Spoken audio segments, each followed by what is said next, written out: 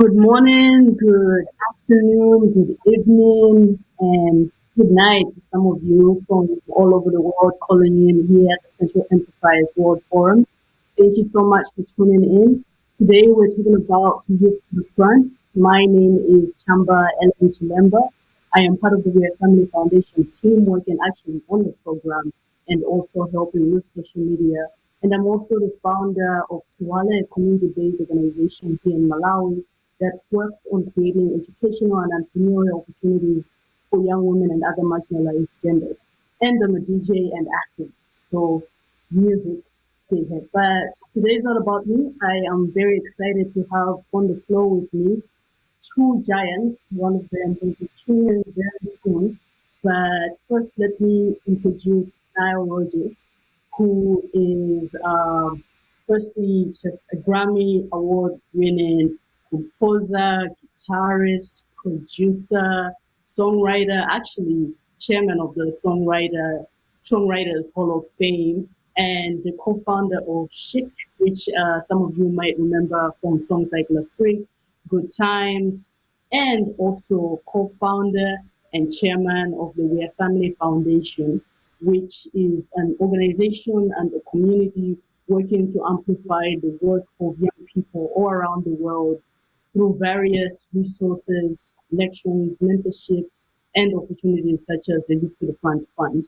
So now, welcome to the floor, and I'm just going to, okay, cool. Our next giant is yet to be here, but now welcome to the floor. I look forward to this conversation.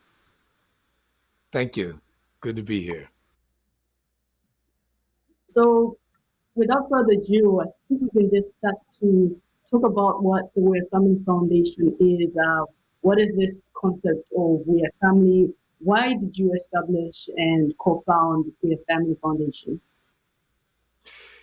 So it wasn't something that came to my mind right away.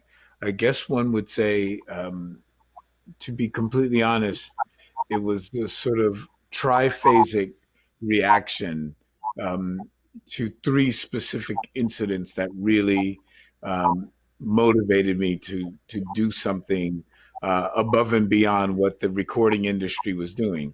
The first thing that happened is as we got information, I found out three of my friends were on the first plane that was crashed into the North Tower of the World Trade Center, and that was really sort of powerful. But still, you don't know what to do. The second thing that happened was a lot of Middle Eastern friends, people who were employed um, by me and others. There were extreme acts of violence against them directly, just for just based on the way they look. Um, they weren't necessarily Muslim. They certainly didn't have anything to do with the crashing of the planes.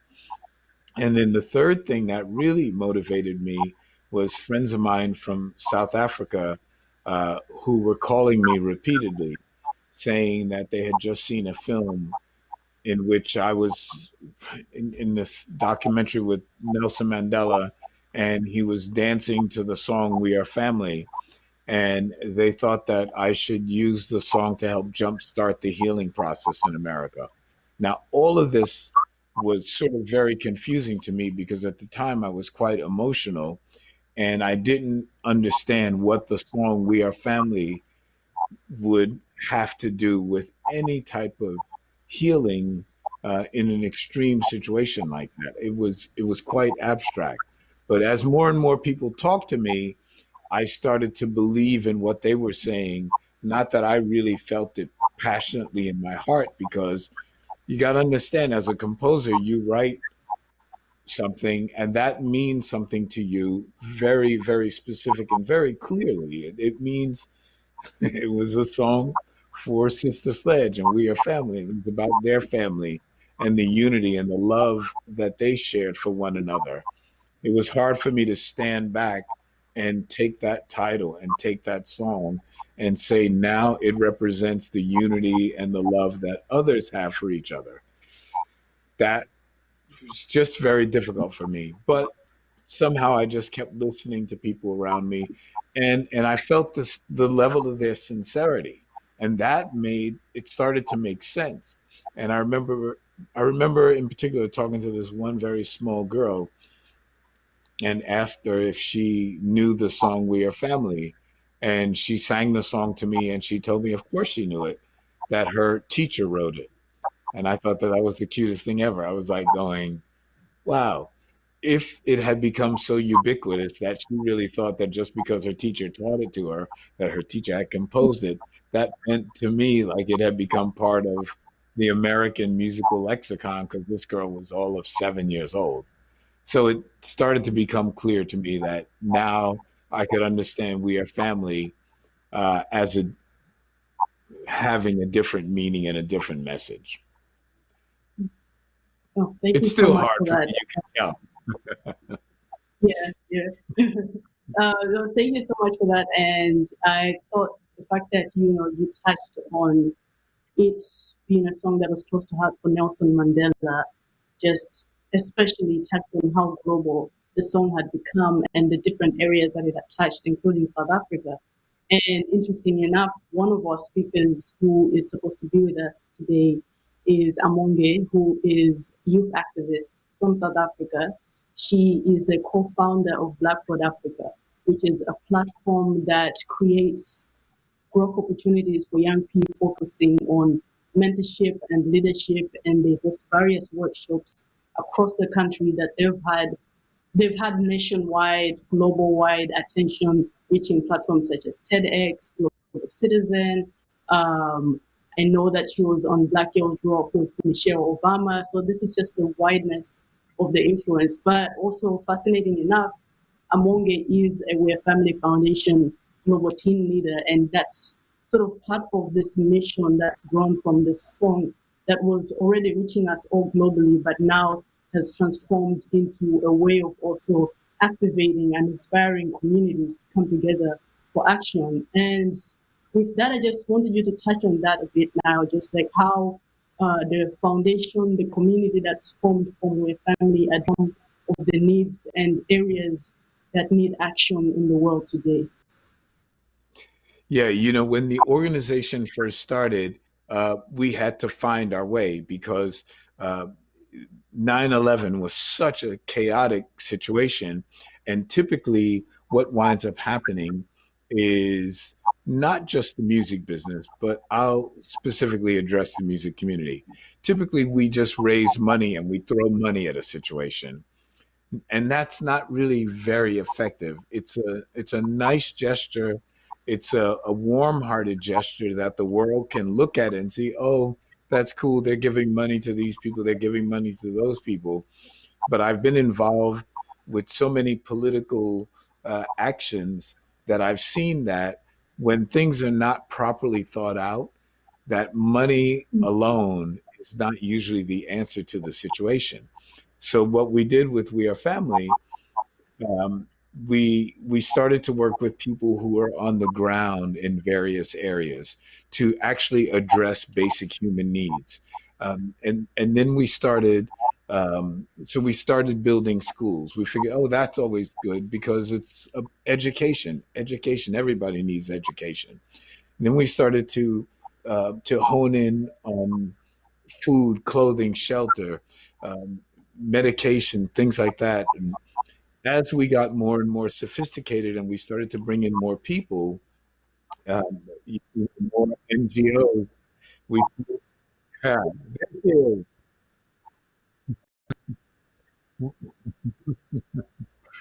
We, It's the theme of 2020.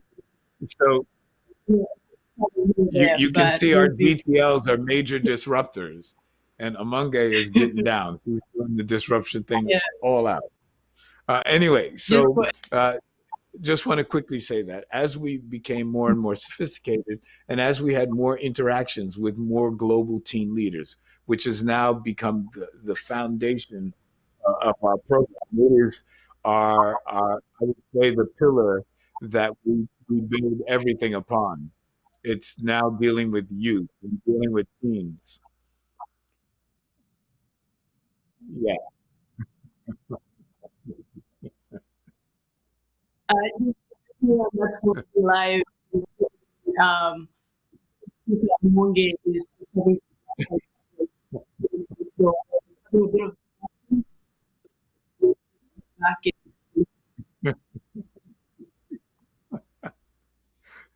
Okay, I 2021. hope that's not air traffic control. It'd be all over the mafia.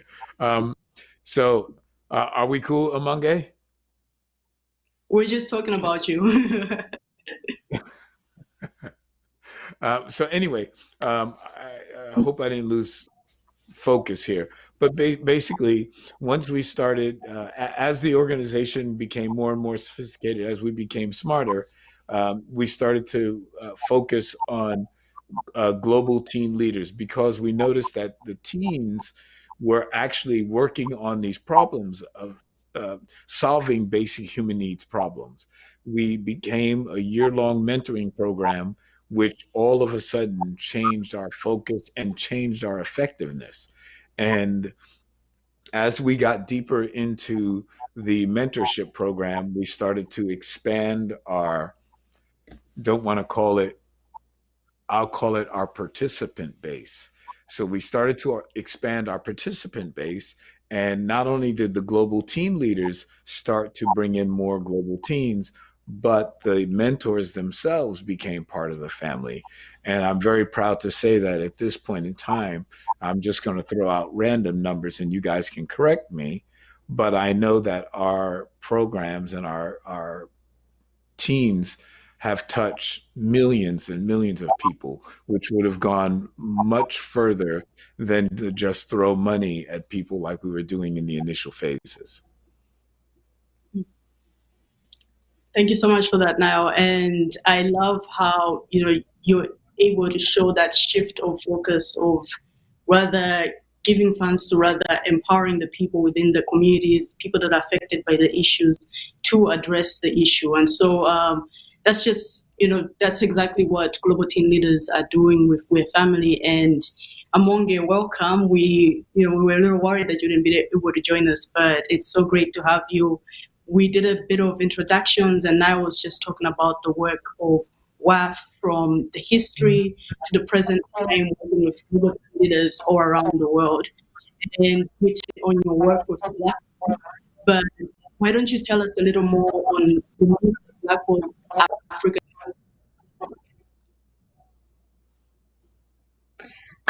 Thank you for that introduction. So, Blackboard Africa is a nonprofit company that we started about 4 years ago, and the entire intention or aim around it was really making sure that young people have access to leadership training and mentorship.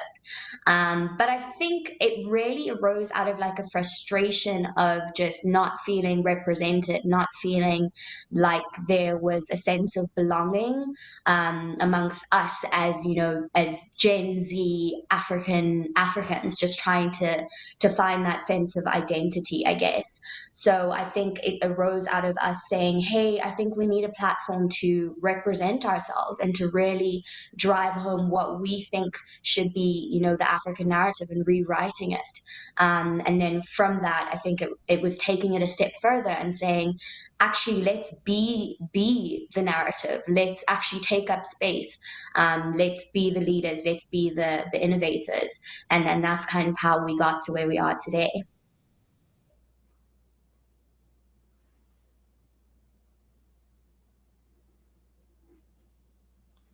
I think we lost Chamba, or is it? Yeah. Okay, Oh, there she is. you're muted. Our technology is not jamming today. No, it's not.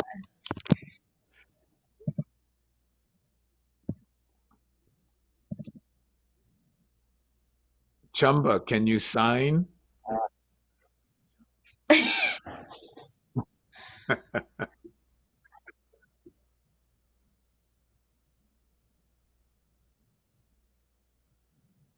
Okay, so maybe Jess, you can take over. Can you hear me, Jess? Even Jess can't intervene. Well, among We're it, we on can. our own.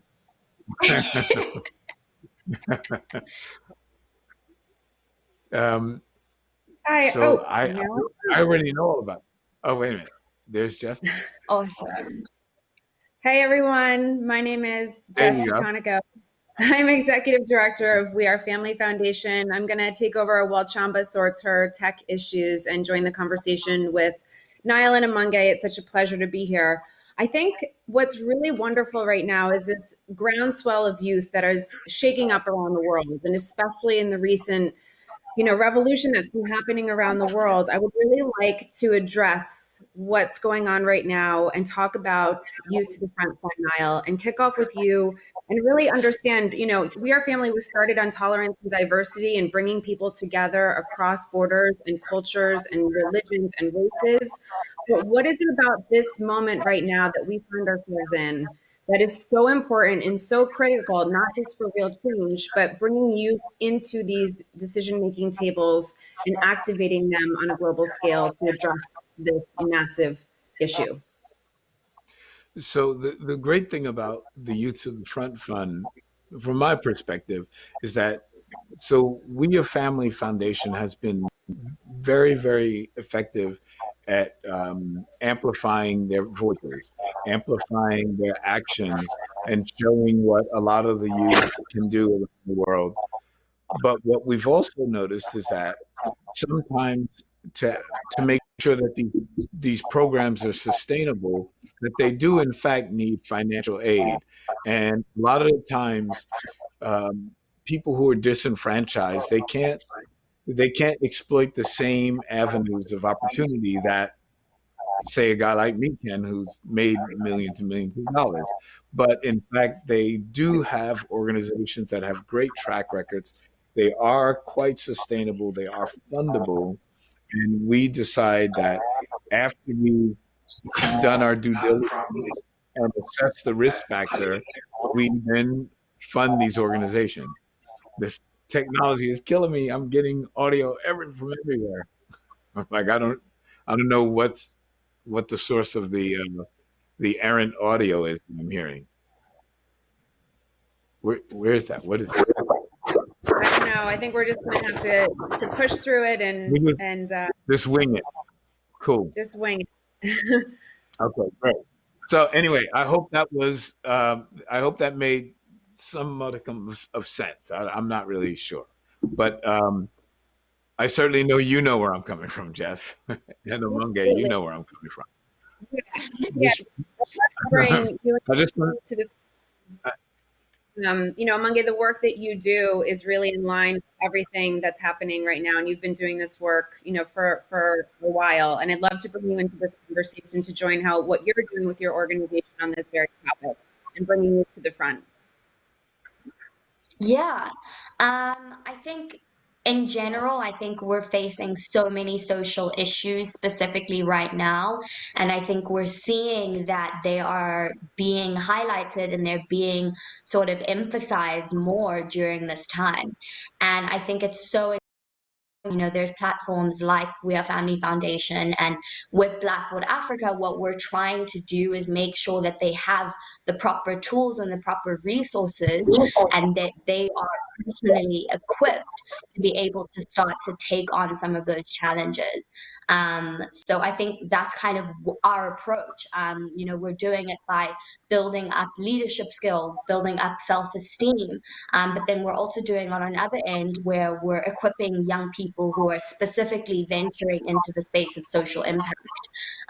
So there's so many sort of angles that we're approaching it, and we're trying to make sure that as much as youth need to be at the forefront and we need to be taking up space, that when we get that opportunity, that when we get the spotlight, that we're ready for it.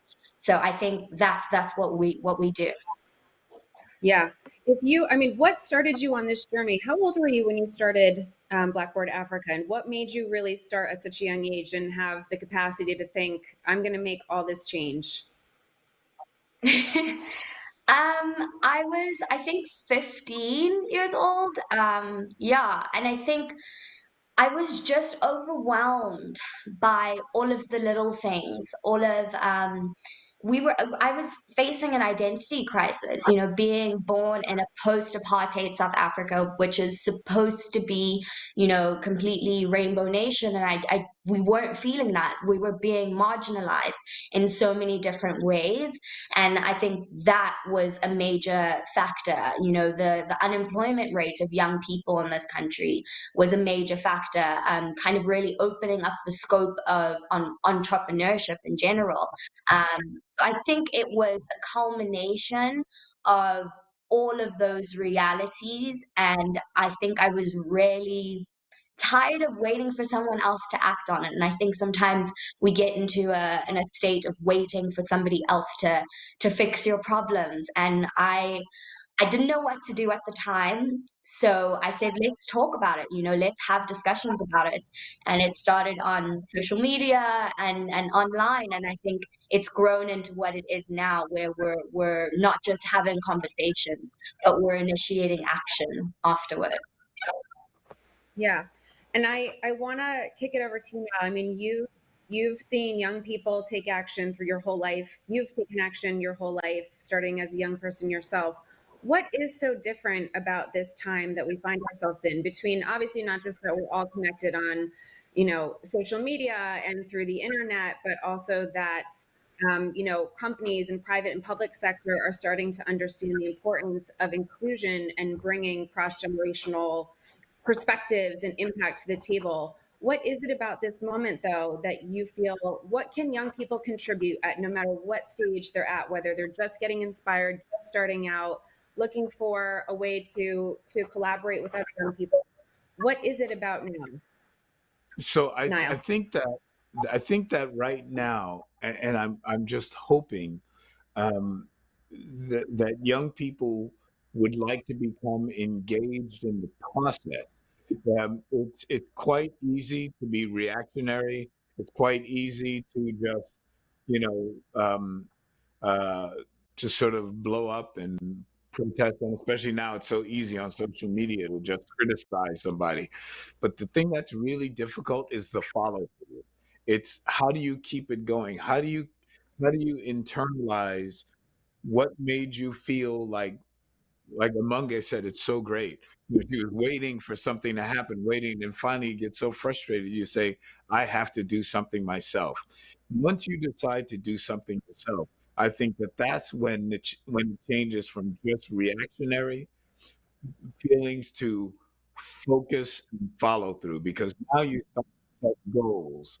And once you start to set goals, um, you in a way you don't stop. You don't hit a goal and say, okay, I'm done, everything is fine, because as you get smarter, the lens starts to get wider and clearer. You start to see, this used to bother me, and now that we've sort of fixed that, or at least got it to the point where it was palatable, we now see other problems. When you realize that the system is basically rigged to be against people, that it just sort of silences our voices. We feel like we're handcuffed, and we find that there is a way to break the chains, if you will. I know I'm speaking sort of metaphorically, but you know, I guess the thing that's been really great for me is I saw at a very early age that there was one world that was open for me, and another world that was open for even people in my family who were just light skinned. Like they had opportunities that I couldn't have just because they looked fairer.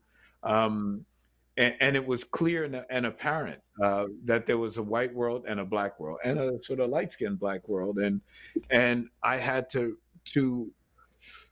work. I always say I had to work twice as hard for half as much. But in a way, I thought that taught me a valuable lesson, because it taught me to embrace work, hard work, and that work, God, like I said, I hate to keep using cliches, but that work, that hard work was its own reward. When we felt that we accomplished something, we really felt good about what we had done. We felt like my God, no matter what people told us we couldn't do, we found a way to do it on our own. We figured out a way to do it on our own. And that gave us a sense of empowerment. And once we felt that power, we didn't mind sharing it with others. We would say, well, we did it like this. Next thing you know, the people that we passed that knowledge on to, they found a better way and a better way and a better way until we got to the society where we are now. Um, Things still haven't improved to the point uh, where the opportunities are equitable and across the board, but they are a little bit better. I used to believe that they were a lot better, but I've now realized that they're not a lot better. They're just somewhat better. We have a hell of a long way to go. And thank God for people like Omonge that they now can take it at a much higher level and hopefully at a quicker pace. I look at people like Amunge as like they're the turbocharger in the engine of the movement now. The movement that we had back in the day was sort of moving along and we thought we were really killing it. Yeah, man, we got gay rights. Yeah, we got women's rights. Yeah, black power. It was like, oh, really? I guess not. But I feel her energy and I say, there you go. That's where we should have been. Yeah, I mean, I think that there's no one that could disagree right now that the momentum and the energy of this generation is like nothing we've ever seen before. I'm gonna turn it over to you, Amange, and as someone who has worked so hard over the last few years to build your enterprise and to work not only locally with in your own community, but build global networks that also support what you're doing and find like-minded people that you can, learn from and build off of. What do you think is your best lessons that you've learned or ways that you've helped to understand the power of a global community and really understanding diversity in different cultures and backgrounds is what is our strength to building what's in front of us? Yeah, thank you for that question. I think it's exactly kind of what Niall has just touched on, that recognizing how far we have come and what has been accomplished, and recognizing what still needs to be done. So I think it's got to be an intergenerational collaboration where we're leaning on the expertise and the experience of older generations and using that to propel us into this next level of progression as a society, I think. And I think social media and just internet connectivity and all of this, it is really, really powerful in that we can really engage with different movements, different initiatives from all around the world. And I think sometimes we get into the habit of working in a silo. I'm focusing on what's important to me and what's going on in my community, and I think us being connected internationally and intergenerationally, it allows for us to broaden our mindset and broaden our perspective, and it further enriches our solutions. So I think you cannot build a narrow-minded solution to a problem that is much vaster than you could ever imagine. So, yeah, yeah. Finding is it's really about getting out of the silos and working across different sectors and across different expertise, because that's what's going to take and advance it, not just as Niall said earlier in the conversation. Everybody doing whatever they can with whatever they have is of course very important, but there's a level of impact that's topical and there's a level of impact that's actually going to change systems and change actual outcomes when you really think more creatively and differently, and as many people as possible with new solutions. Um, I would ask, Niall, as We Are Family Foundation to continues to grow from it started as a song, right, which I bet you never imagined when you were putting We Are Family together back in the 1970s, that it would become this massive movement led by young people that are actually changing the world and taking that message into so many different areas of growth and change. And with that, I guess there's such a big lesson here that it's kind of use the tool that you have in front of you, and your tool is music, right? And music can touch people and inspire people But I don't know that I've ever, did you, like, when you think about how this song has come to life now and continues to have this legacy, what is your hope uh, for young people? And what is your message that when you have limited resources in front of you, you have one asset, how do you really turn it into something that matters? Well, you touched upon something that just hit me while you were talking. I realized that I forced myself into the workforce. I forced myself to become relevant. In other words, had I not been able to write songs like, all of those hit records when I was a kid, um, the powers that be wouldn't have had any use for me. I would have just been cleaning up the office.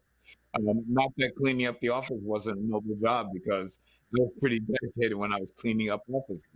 But once I took my skill set to a higher level, the powers that be almost had to let me in. They said, "You have this unique gift of composing and songwriting, and you could make money for our company." So I became a relevant part of their workforce and their institution.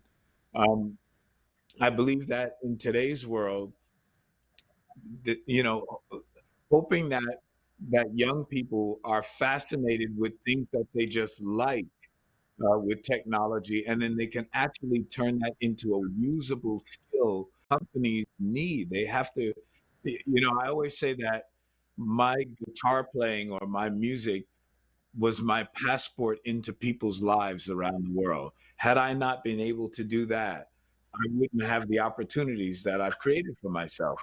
Um, I wasn't trying to do that. I was actually just trying to have a viable job. But I think with the opportunities that we have now with technology, and the fact that to go from fooling around with this, the next thing you know, you could be working for Elon Musk, designing the next whatever. That's an important step, that we have the tools now to go from here to way over there, and it doesn't necessarily take um, the formal education that we had back in the day. The thing that I've found is passion, and that's what we believe in. It We are Family Foundation. Passion sometimes is the most powerful motivating tool, because if you feel, Mange said it great. I was waiting and waiting for somebody to do something. Finally, I had to do it myself. You couldn't wait anymore. You had to do it, and you figure out what tools are available to you to actually affect that change that you need to see happen. And I don't know if that was your question, but that's my answer to something.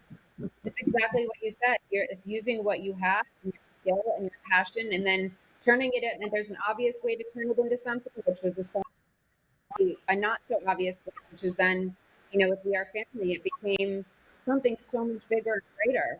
So you never really know that your impact is going to take, right? And especially when you're engaged with so many people on such different kinds of work and have other, elements to the formula. So among it, as we kind of round out this conversation and finish up, I want to hand it over to you. With your work, and as you continue to grow and progress and make impact, have you noticed that what you set off to do has changed a lot of different influences throughout your iterations of your organization, or do you still have the exact same goals? Because it's changing, as we all know, you have to be fluid, you have to be malleable. The world changes, assets, resources, tools change.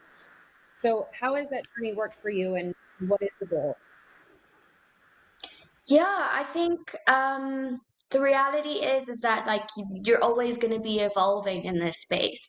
So I don't think it's necessarily that the objectives have changed. I think that they've just developed. So I think there's still that core emphasis on uplifting and empowering African youth voices, but I think it's through what mediums. That's kind of how the shift has happened. So I think just looking at this year and kind of looking at how we have to readjust and refocus our energy as Blackboard Africa, I think we really wanted to focus on impoverished and vulnerable communities, because they are very much in need of support in general.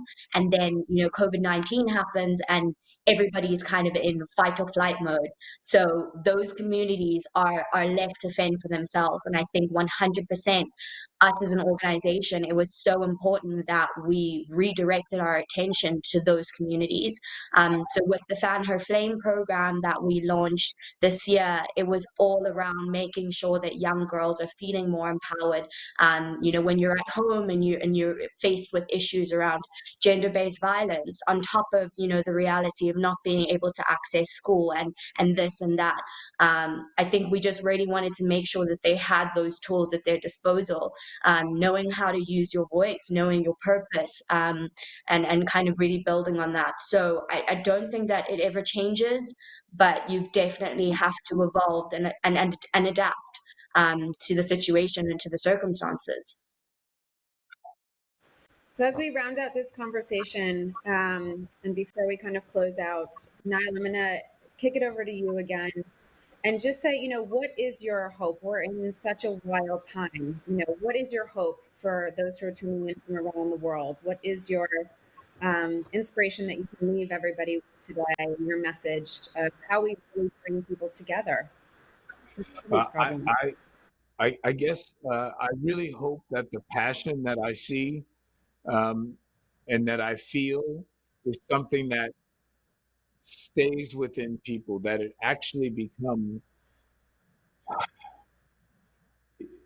a source for, oh God, for real change. The thing that's frustrating for me is that I've been an activist since I was a child, since I could remember. I, I got my first job at 9 years old, and I was sweeping streets and helping people in the community activism when I was really, really young. And we were passionate about it. We got the right to vote in America at the age of 18 years old. And I remember all my friends running to vote. And now I talk to so many young people that feel like they're not part of the process. And far be it from me to people what to do, because I was pretty anti-establishment when I was a kid, but I also did understand that we had certain powers that we could enact and that we could use those powers. So instead of just complaining, we could do work. I hope that the future that young people and multi-generational people, just people in general, stay focused, don't get frustrated, stay in the game, because we have so far to go. And the passion that I see right now, because finally people are seeing pictures of what we've been telling people about my entire life, and certainly prior to me walking this earth. But now people have the evidence. They can see it happening every day in our communities. They can see disenfranchised people um, being killed, raped, just taken advantage. I mean, even if it's not so drastic, just being dehumanized in just everyday encounters. Like I say, in an elevator, when I get in an elevator, I'm a multimillionaire. I get in an elevator, and I still have to be cognizant of the fact that, I'm a black man in an elevator, and I'm making some of the white people feel uncomfortable just because of the color of my skin. It's like, you want to scream after being alive as many years as I've been, and as much as I've given, and as you feel like people can see inside your soul, but they don't see inside your soul, they just see this. So I'm hoping that people really make change, that they commit themselves to change, that they look at the mirror and say, what am I guilty of? What can I help change? Sorry, don't mean to go on a diatribe here, No, but I did. that's a perfect sentiment to end us on, because truly where it all begins in making change in this world is ourselves, and the small decisions that we make on a daily basis, and how we treat people and how we see people and how we interact with people and what we're contributing right in front of us. So in closing, thank you both. You both inspire me on a daily basis every day. And I know earlier we had up a slide with Niall that had more information on We Are Family Foundation's Youth to the Front Fund, which application cycles are now open today. It's our second round. So if you are working around the world and you're under 30 years old and you are addressing to solve systemic racism wherever you are in this beautiful planet we live in, please take a look and consider applying and spreading the word, because the only way that we're going to make change, real change, is if we work together and continue to activate this generation. And we've seen that. We just look at Amunde with us, who continues to just completely change everything in South Africa. And we're so proud of you, so inspired. So thank you to our panel, our speakers, and thank you to Social Enterprise World Forum for having us in SAP. And we're so honored, and we hope you continue to engage with us all online and social media and continue the conversations there. Thank you. Thank you. Thank you so much. Thank you. Sorry for the tech problems. Yeah, 22. I'm sorry. All right, everybody, come on. We are family. Woo! I got all my sisters with me. We are family. Get up, everybody, and say, woo! We are family. Come on. I got all my sisters with me. That's right. We are family. Get up, everybody, and say, everyone can see we're together as we walk on by, and we